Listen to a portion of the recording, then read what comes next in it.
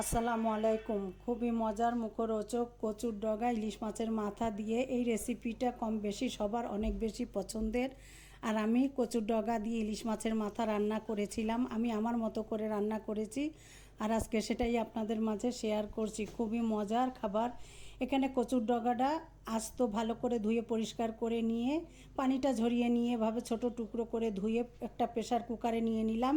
এতে রান্নাটা খুব ঝটপট হবে। কতটা পেঁয়াজ কুচি দিয়ে দিলাম, 2টার মতো, 8-10টা ফালি করা কাঁচা ঝাল, হলুদের গুঁড়া, স্বাদ মতো লবণ আর একটু পানি দিয়ে প্রেসার কুকারে বসিয়ে দিয়ে 10 মিনিটের মতো জাল করে আমি পানিটাকে ছেঁকে নিয়েছি। আপনারা চাইলে পানিটাকে শুকিয়ে নিতে পারেন। এবার একটা স্ট্রেনারে রেখে দিয়ে আমি চুলায় অন্য একটা পাত্র দিয়ে এখানে একটা ইলিশ মাছের মাথা লেজ নিয়েছি। একটু হলুদ লবণ মাখিয়ে প্যানটায় কিছুটা তেল দিয়ে, তেল একটু বেশি করে দিতে হবে, দিয়ে আমি উল্টে পাল্টে লেজ মাথাটা খুব ভালো করে একটু কড়া করে ভেজে নিচ্ছি। আর এ পর্যায়ে খুন্তি দিয়ে আমি একটু লেজ মাথাটাকে ভেঙে দিলাম। আর যতটা সম্ভব এখান থেকে আমি কাটা বেছে আলাদা করে নিব, আর লেজের মাঝখানের কাটাটাও আমি বেছে ফেলে দিব। এবার আমি খুব ভালো করে এপিটোপিট করে ভেজে তুলে নিলাম। তুলে নিয়ে এবার আমি এই একই তেলের ভিতরে আমি দিয়ে দিলাম আরও একটা পেঁয়াজ কুচি, দিয়ে এখানে আমি কাঁচা ঝাল দিয়েছি আরও 4-5টা, যেহেতু আমি একটু ঝাল খাবার পছন্দ করি। এখানে আমি আর একটু সামান্য স্বাদ মতো লবণ আর হলুদের গুঁড়া দিব।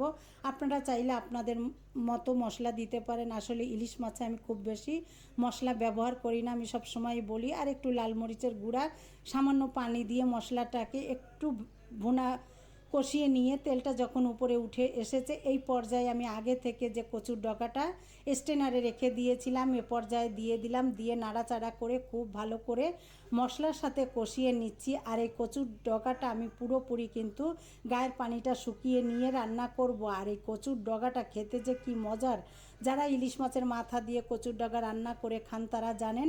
এবার আমি পুরো কচুর ডগাটা দিয়ে মশলার সাথে খুব ভালো করে কষিয়ে নিচ্ছি, আর খুব ভালো করে একটু খুন্তি দিয়ে ভেঙে ভেঙে দিচ্ছি। আর এভাবে একটু ভেঙে ভেঙে দিলেই এই খাবারটা বেশি মজার হয়। আর এই খাবারটা আমার অনেক বেশি পছন্দের। আমি ইফতারির পরে কিন্তু সন্ধ্যা রাত্রে ভাত খাই না, কিন্তু আলহামদুলিল্লাহ গতকাল কিন্তু আমি কচুর ডগা দিয়ে 1 প্লেট ভাত সন্ধ্যা রাত্রে খেয়েছি, শুকরিয়া আল্লাহর দরবারে। আর এই খাবারটা আমার অনেক বেশি পছন্দের, আর আমার পছন্দটাই আপনাদের মাঝে শেয়ার করলাম। এবার আমি যে লেজ মাথাটা ভেজে রেখেছিলাম এ পর্যায়ে দিয়ে কচুর ডগার সাথে খুব ভালো করে নাড়াচাড়া করে মিশিয়ে নিয়েছি। আর এই কচুর ডগাটা খেতে যে কি মজা হয়েছিল, আসলে যখন আমি ভয়েস ওভার দিচ্ছি আমি রোজা রেখে, আমার কিন্তু আবারও খেতে মন চাইছে, এতটাই মজা হয়েছিল। আর এইটার স্বাদ যারা খেয়েছেন তারাই জানেন, আর যারা খাননি, আমি যেভাবে রান্না করলাম খুব খুব অল্প মশলা এভাবে রান্না করে খেয়ে দেখবেন, অনেক বেশি মজার। আর সারাদিন রোজা রেখে এই খাবারগুলো যারা পছন্দ করেন, অনেকের কাছে সাধারণ, আমার কাছে কিন্তু একটা অসাধারণ খাবার। এবার আমি একটু পরিবেশন করে দেখিয়ে দিচ্ছি কতটা লোভনীয় আর মজার হয়েছে। দেখে নিশ্চয়ই আপনারা বুঝতে পারছেন আর কতটা ভালো লাগছে। কমেন্টের মাধ্যমে জানাবেন। পুরো ভিডিওটা দেখে একটা সুন্দর কমেন্টস করবেন। আর সবাই অনেক বেশি ভালো থাকবেন। আর কে কোথা থেকে আমার ভিডিওটা দেখছেন কমেন্টের মাধ্যমে জানাতে পারেন। আর আপনাদের জন্য রমজান মাসে উসিলায় আল্লাহ সবাইকে মাফ করে দিক, সবার জন্য রইল অনেক দোয়া। আসসালামু আলাইকুম।